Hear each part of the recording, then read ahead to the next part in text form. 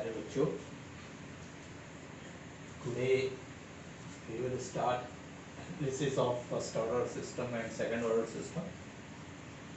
First of all, we will consider first order system, and this is the general representation of first order system as unity feedback system.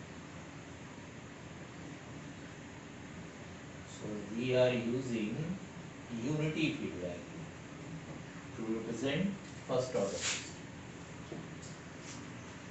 where T is the time constant. This is called the time constant of the system. So open loop transfer function GSHS, this is called the open loop transfer function.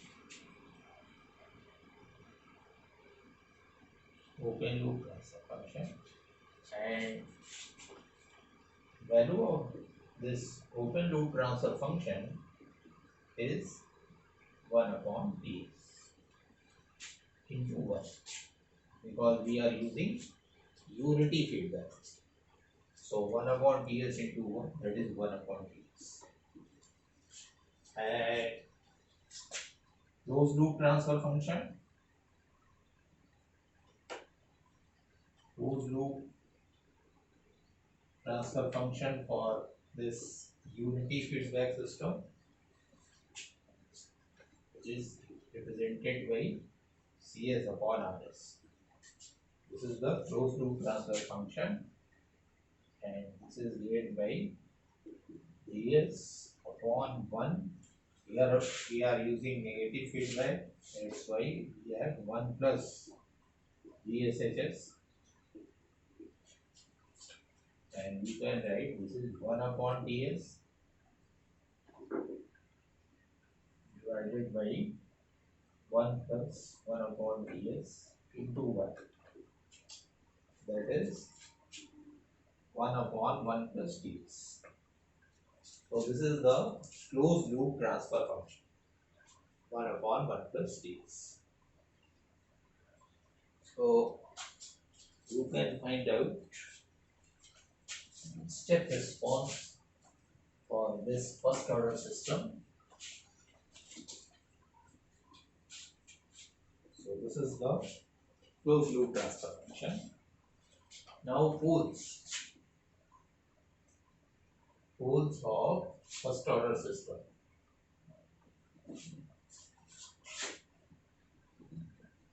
Obviously there is only one pole, and what is pole location?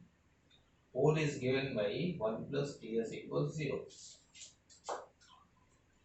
So this pole location is -1. So you can locate this pole as somewhere in left side. Suppose this is the real axis and this is the imaginary axis. Then this is the pole, -1 upon T. Suppose we have two systems and two time constants. T1 is greater than T2. Then we can represent poles like this. So if T1 is greater than, it means 1 upon T1 is less than 1 upon T. Means this is pole location is 1 upon T. So this is 1 upon T1 and this is 1 upon T. So if T1 is greater than T2, it means 1 upon T1 is less than 1 upon T2. So this pole is nearer to origin. So this is the pole location for the first order system. Now we can calculate step response for first order system.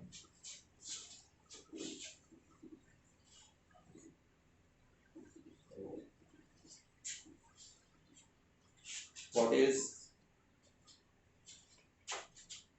step response?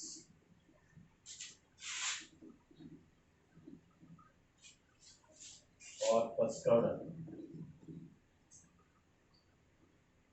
system.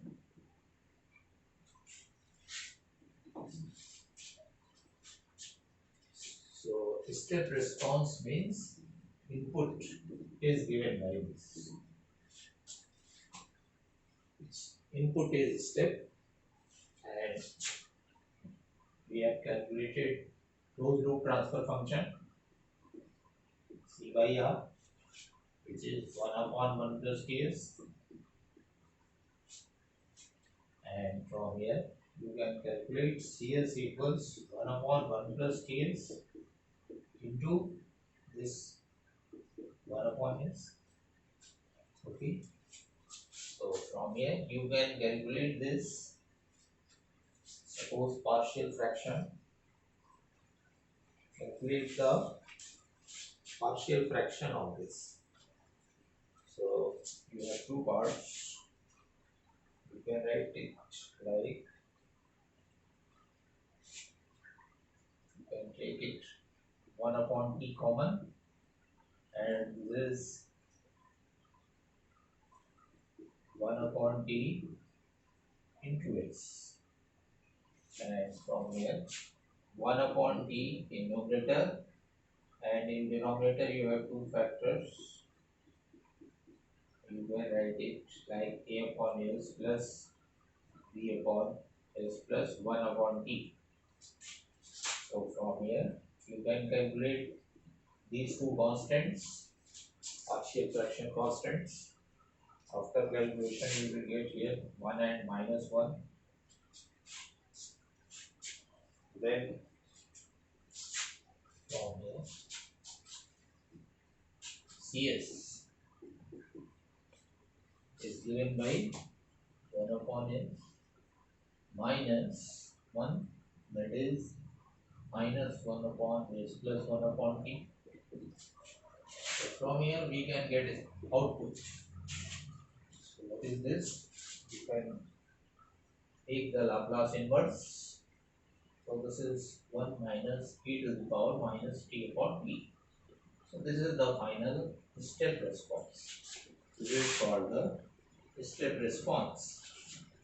Means output when input applied is a step function, and this is the output. So from here, this is the general expression for output when we are applying a step input.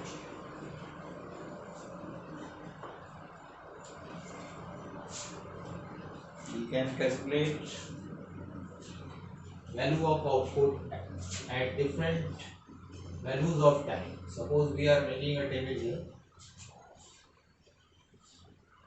For different values of t, calculate this. Suppose at different times, 2t, 3t, 4t, 5t, etc. up to, suppose time becomes infinite, that is steady state value.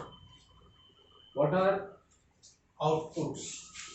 Values of output for these different values of time spans. So first place this t equals t, capital T. Then find the output. What is value of output? You will get here 0.632. After calculation, you can calculate this from this expression. And for all these values, just I am writing directly. You can calculate and check 0.8646, 0.9502, and when time becomes 4t, that is 4 times of the time constant, then it is 0.9816. When it becomes 5 times of time constant, then it is approximately 0.9932, and obviously when time becomes infinite, then it is 1, because this part will become 0 for as t tends towards infinite. And and this is called the steady state value. This is the steady state value.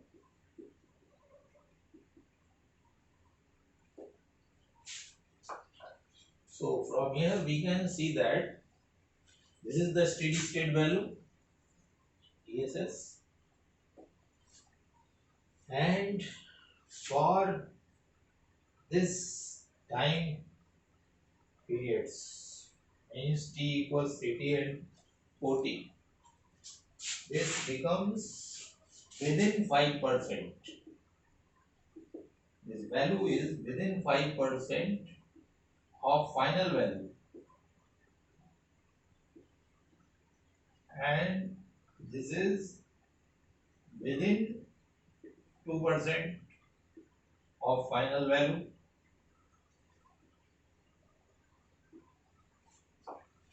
So this value 3t, 3t is the time when value of output becomes within 5% of the final, and when time is 40, this output is within 2% of final value, and this time is called the settling time.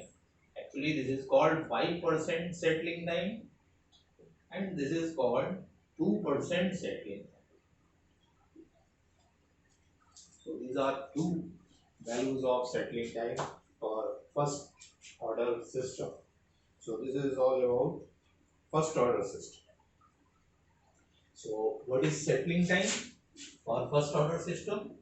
Settling time is 3t and 5t.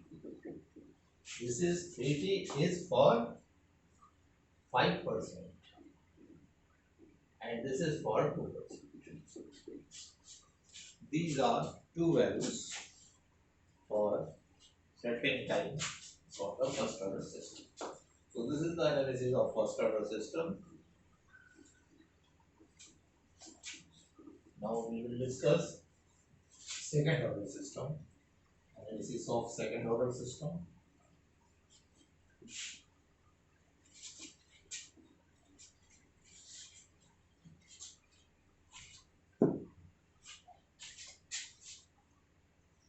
Now next part, analysis of second order system.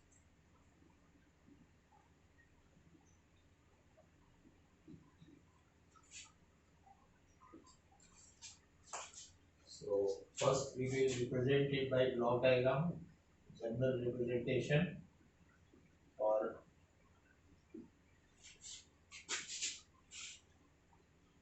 as UT feedback system. Here we have input, negative feedback, and general representation is given by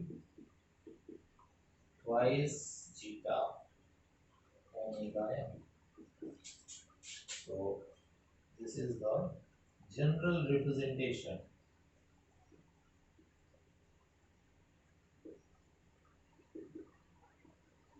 and this is called the damping frequency.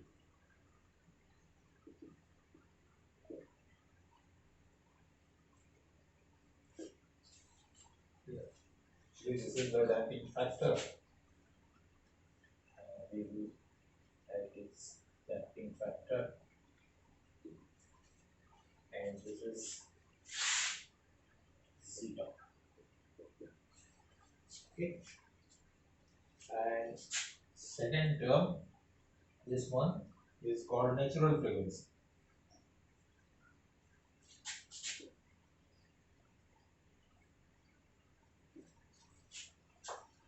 So this is the general representation. So what is closed loop? Open loop transfer function, GSHS. For this type, GS is this one, HS is unity. So GSHS is simply omega n square upon s into s plus twice zeta omega n. this is the open loop transfer function. And what is closed loop transfer function? That is C by R, which is calculated by this general expression Gs upon 1 plus GSHS. You can put value of Gs, this is Gs, Hs is 1. You will get omega n square upon s square plus twice zeta omega n plus omega n. So this is the general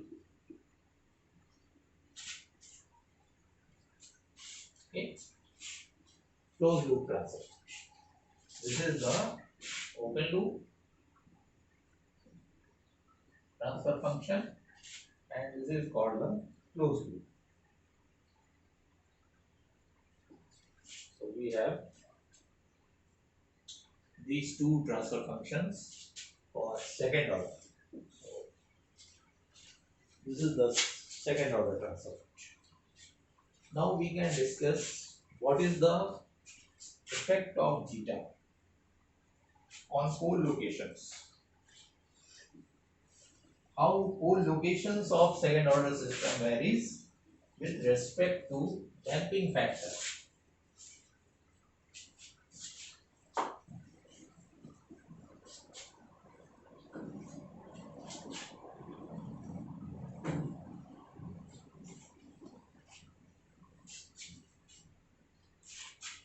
Damping factor effect, variation of.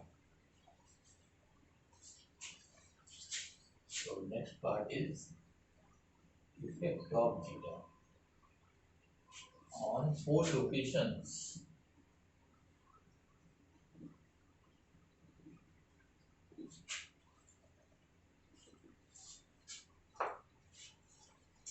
So first see the closed loop transfer function.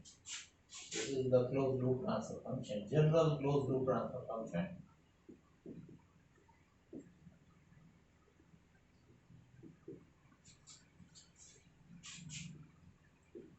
So this is the closed loop transfer function.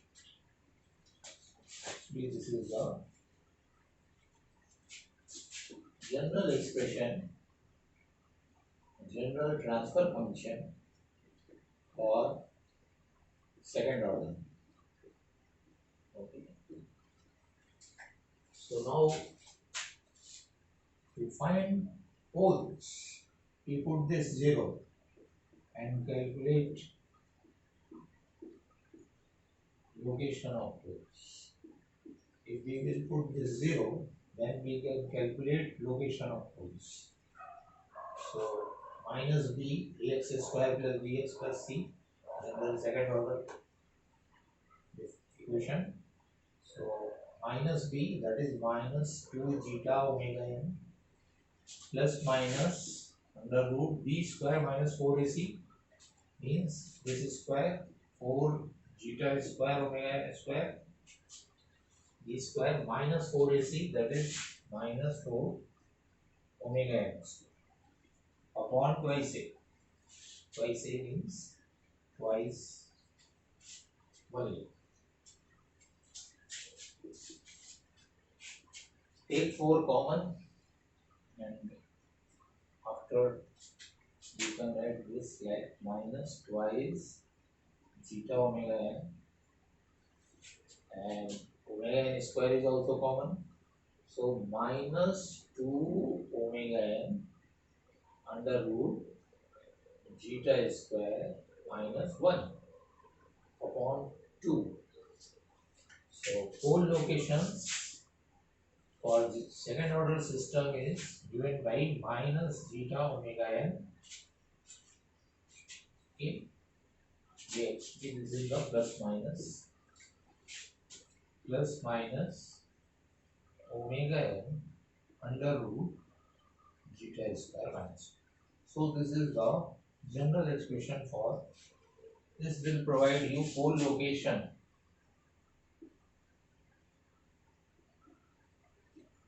Pole locations for general second order system.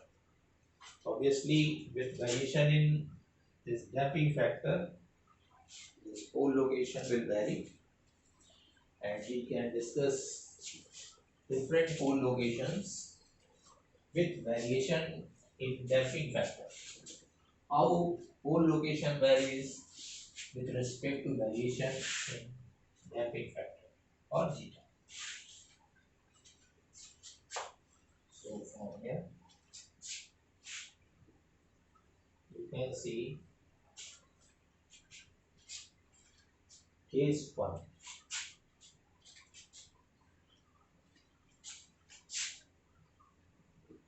First case. First case, when zeta is in between 0 and 1. Okay.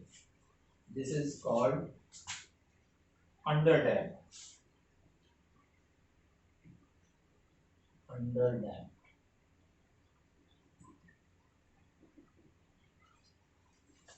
Case 2,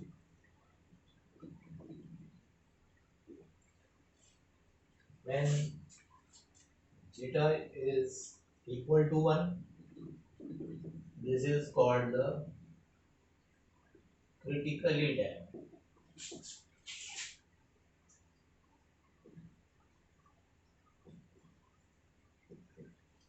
Case 3, when this is greater than 1,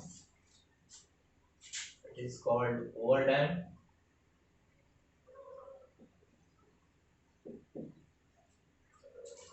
And fourth case is called undamped.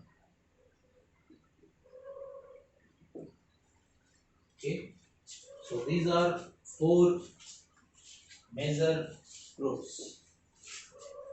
When this varies, all these values are positive. When this varies in between 0 and 1, this is called underdamped. Equal to 1, critically damped. Greater than 1, overdamped. And equal to 0, undamped. So these are 4 cases, and we can see one by one how location of poles varies for all these 4 general cases. So for first case, how poles varies? Obviously, zeta is less than 1.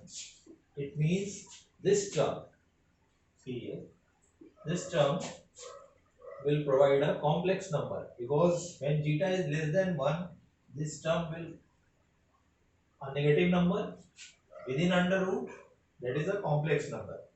So it will provide, this is the complex for this first case. So you will get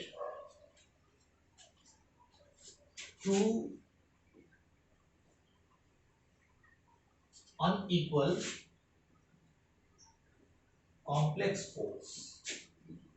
Okay, this is called the first case. Case 2, for second case, zeta 1. When zeta 1, this will become 0. Okay, you have only 2 equal real poles. This is called the 2 equal real poles. Okay, and for next case, third, zeta is in between 0 and 1, equal to 1, and then greater than 1. Underdamped, this is called critically damped, and this is overdamped. So what are poles location for overdamped? When zeta is greater than 1. When zeta is greater than 1, this term will become positive. Okay. So we have real poles, two unequal real poles. So these are two unequal real poles. Okay, from this. And for fourth case, when zeta 0,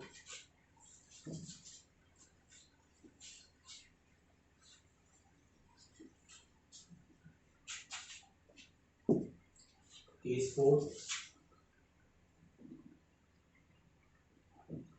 or case 4, when zeta 0, that is undamped case, this is called the undamped case. When zeta is 0, this term will become 0. Only this term will survive. And for zeta 0, this is negative. So this is a complex number. So two complex poles, two equal you cannot say, because one sign is positive and the other is negative. So complex poles on different sides, two imaginary poles, two complex poles on imaginary axis. Okay, because this term will become 0, only this term will survive. And for zeta 0, quantity under this under root is negative. So that's why we will get a complex number from here. And these poles are complex. So this is all about location of poles. And obviously we have other cases also for negative value of zeta. For negative zeta, all poles are in right hand side of this complex plane. Suppose this is the imaginary axis, this is the real axis. When value of zeta is negative, all poles will lie in this side, that is right half of the plane, and the system will be unstable for negative values of zeta. So this is all about discussion of first order and second order systems. So we can see how location of poles varies with respect to variation in damping factor. We have seen here how first order system can be represented in general form, how second order system is represented in general form, what is the closed loop transfer functions for first order and second order systems. Then we have calculated different poles, locations of poles for second order system. So this is all about for today. Remaining part will be discussed on the next time. Thank you.